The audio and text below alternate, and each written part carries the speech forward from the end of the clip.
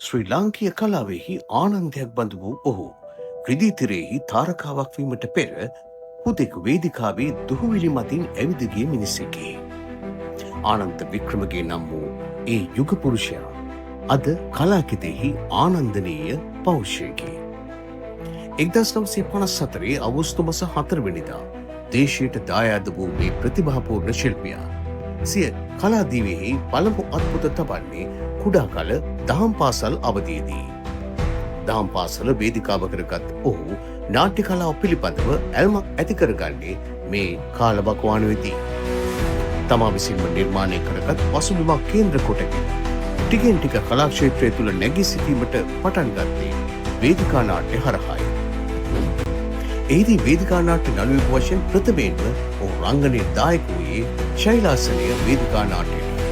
වෙනිස්සිය විනිතා වේදිකා නාට්‍යයේ රැසෝනියෝගේ චරිතයට පණ පෙවූ ආනන්ද වික්‍රමගේ, නයනග සුන්දරේ ජෝන් කුතලාවලගේ චරිතය, සාජන් නල්ලතම්බිහි වයිසාගේ චරිතය වැනි වේදිකා නාට්‍ය හරහා අමල් පිසු, සුරාසුර, දෙව්ලොවදෝනී වැනි තවත් වේදිකා නාට්‍ය රාශියකට තම දායකත්වය ලබා දුන්නේය. ඔහුගේ ඒ ප්‍රතිභාවයෙන් පසු ඔහු වේදිකාවද දිග්විජය කළේය. වේදිකා නාට්‍ය නළුවෙකු සේම සිනමා නළුවෙකු වශයෙන්ද වික්‍රමයන් පෑ ඔහු 1979 දී විජය ධර්මශ්‍රීගේ චූඩාමාණික්‍ය සිනමා නිර්මාණය ඔස්සේ සිනමා නළුවෙකු වශයෙන් තම ගමන් මඟ ආරම්භ කළේ.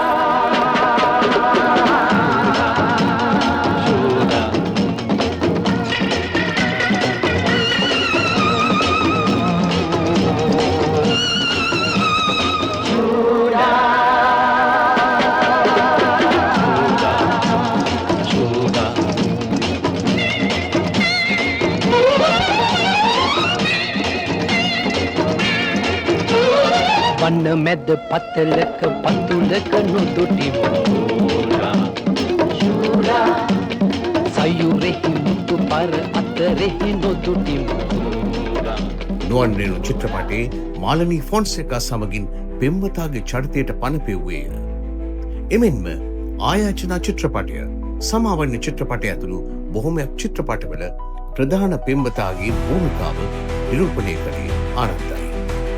24 පැය, චූඩුවල, ක්‍රිස්තු චරිතය, අපායේ තත්පර 84,000ක්, ජොලි හලෝ, චෙරියෝ හෝල්මන්, පාලිමන් ජෝක්ස් වැනි සිනමා පට තුළින් නොමත ප්‍රේක්ෂක ජනාදරයට පාත්‍ර වී.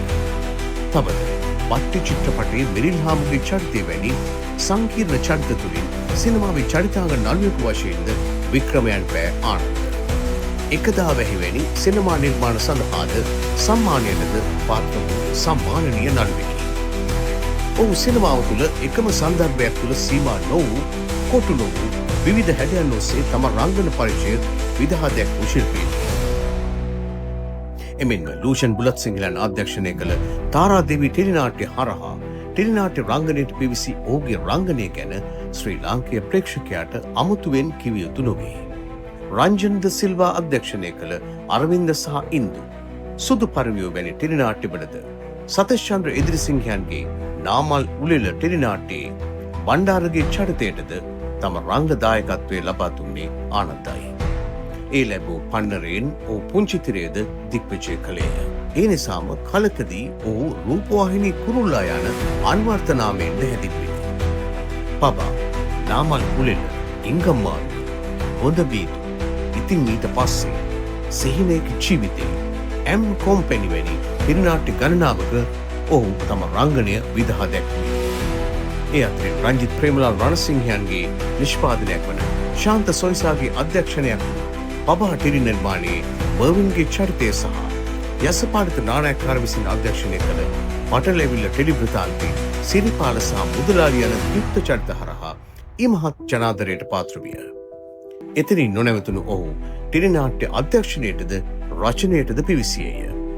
වෙස්මාරුව ඔහු විසින් රචනා කළ අතර පාට වීදුරු, හද පුදසුන, 2-in-1, මැණික් මාලිගා ඔහු විසින් අධ්‍යක්ෂණය කළ ටෙලිනාට්‍යයි. පුරා දශක 5කට අධික කාලයක් මුළුල්ලේ තම ආධිපත්‍යයේ පතුරවන මේ ආනන්දය කලා ක්ෂේත්‍රයේහි නිම්වලලු පුළුල් කිරීමට වේදිකාව, සිනමාව සහ ටෙලිනාට්‍ය යන ත්‍රිත්ව සන්දර්භයන්ම නොමදව භාවිත කළේ. එවන් දැවැන්ත පෞෂ්‍යයක් මිනිත්තු ගණනකට ලඝු කර තැබීම කිසිසේත්ම ප්‍රායෝගික නොවේ. මේ අසහාය රංගදරයාගේ නිමා නොවන කාල හොරාවේ මිනිත්තු කිහිපයක් පමණි අප සඳහන්